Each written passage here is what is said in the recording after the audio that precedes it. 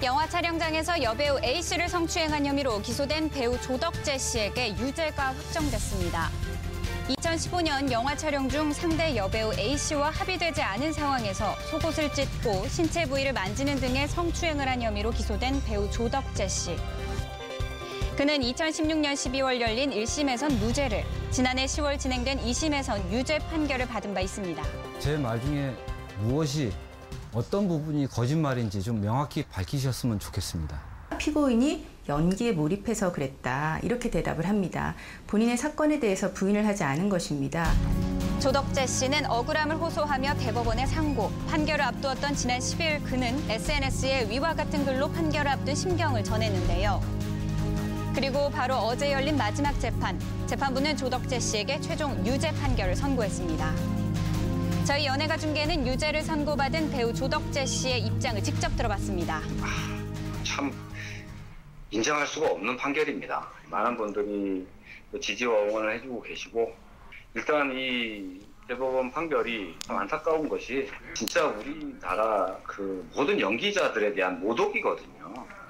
연기를 한 상황을 범죄로 인식을 해버린다는 것 자체가, 이거는 법과 양심에 따라서 억울한 사람이 없게 진실을 찾아내야 될 이 대법원이 그 책임과 임무를 망각한 거 아닌가라는 생각이 듭니다. 그리고 조덕재 씨와 법정 다툼을 벌였던 여배우 A씨, 반민정 씨가 대중 앞에 직접 얼굴을 내밀었습니다.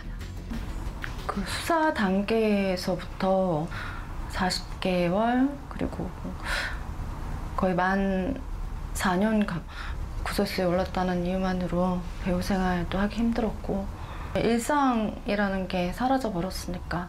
그런가 하면 바로 어제 저녁 조덕재 씨는 본인의 SNS에 이번 사건과 관련한 영상을 게시했는데요. 유죄 판결이 확정되었음에도 불구하고 가해자가 자신의 SNS에 이 사건 관련한 그 사고 영상하고 그 메이킹 필름 영상의 그 사진들을 짜집게 해서 SNS에 올리고 있고, 그것을 일부 언론사들이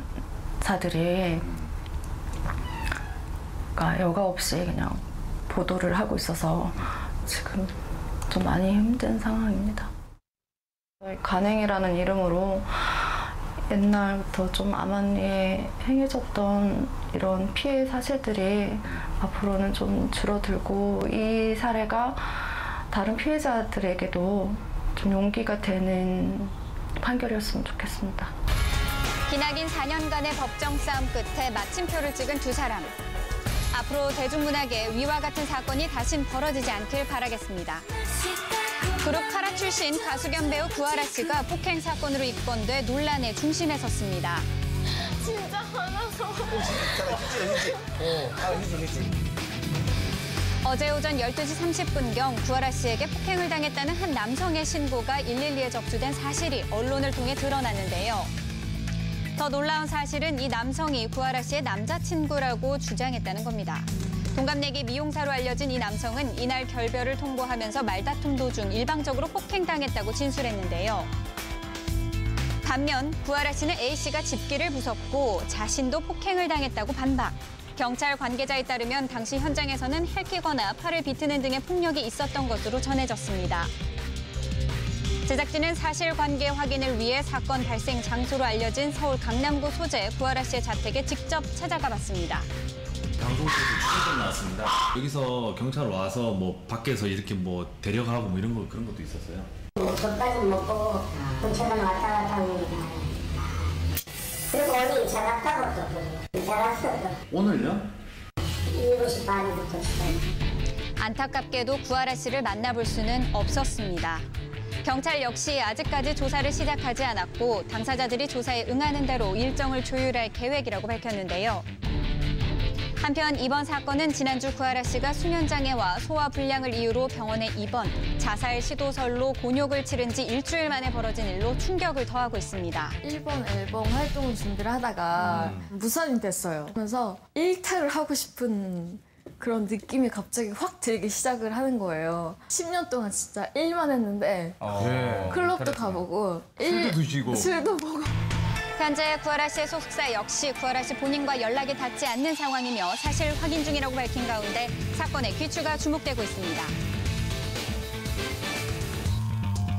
원더걸스 출신 가수 예은 씨가 사기 혐의로 경찰 조사를 받은 사실이 뒤늦게 알려졌습니다. 지난 월요일 예은 씨가 목사인 아버지 박모 씨와 함께 사기 혐의로 피소당했다는 충격적인 소식이 한 매체를 통해 전해졌는데요. 지난 3월 예은 씨와 그의 아버지이자 목사인 박모 씨를 상대로 고소장을 접수한 이들은 바로 박모 씨의 교회 신도들.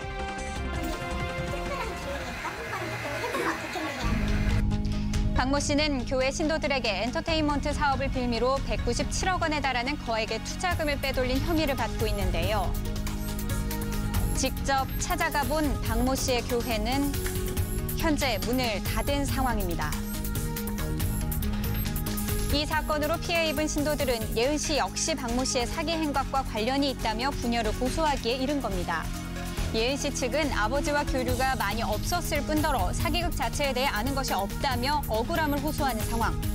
이번 사건과 무관함을 증명하기 위해 경찰 조사에 임했다 전했는데요. 더불어 예은 씨는 사기와 과거 성추행 혐의까지 저지른 아버지를 용서할 수 없다며 이 사건과 무관하고 떳떳한 만큼 앞으로도 조사에 성실히 임하겠다는 입장도 분명히 전했습니다.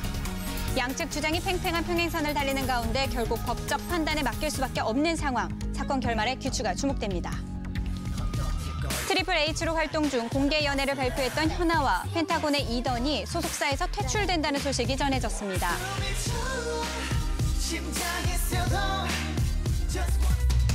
이들의 소속사인 큐브 엔터테인먼트 측은 어제 오전 11시 30분께 현아와 이든을 퇴출하겠다고 밝혔는데요. 서로 간의 신뢰 회복이 불가능하다는 게 그 이유였습니다. 보통 소속사와 아티스트가 헤어지게 될 때는 서로의 앞날을 응원하며 합의하에 충분한 논의 끝에 이런 단어를 쓰거든요. 서로의 이 헤어짐이 누군가의 잘못이 아니라 아름다운 이별이었다라는 것을 보통 강조하기 마련이에요. 근데 이번 사례 같은 경우는 좀 완전 다르죠. 퇴출이라는 단어에서 내포된 그 느낌은 일단 잘못의 주체가 현아와 이던에게 있다라는 그 소속사의 강력한 입장이 느껴지고요. 현아와 이던은 열애설을 부인했던 소속사와 달리 열애를 인정하면서 회사와 마찰을 빚은 바 있는데요. 하지만 어제 저녁 소속사는 퇴출이 논의 중일 뿐이라고 돌연 말을 바꿨습니다. 설립자를 주축으로 한 경영진의 일방적인 발표에 주주들이 반발하고 나선 것으로 알려졌습니다. 한나절 만에 입장을 바꾼 큐브 엔터테인먼트. 현아와 이던의 거취가 결국 어디로 흘러갈지 이목이 집중됩니다. 원로 배우 고 김인태 씨가 향년 88세의 일기로 우리 곁을 떠났습니다. 지난 12일 지병으로 세상을 떠난 고 김인태 씨. 빈소엔 고인과 각별했던 동료 배우들의 발길이 이어졌는데요.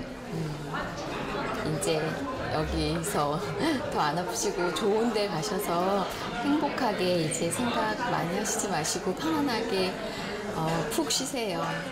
오랫동안 고생하셨는데 이제 좀 편안하게 쉬셨으면.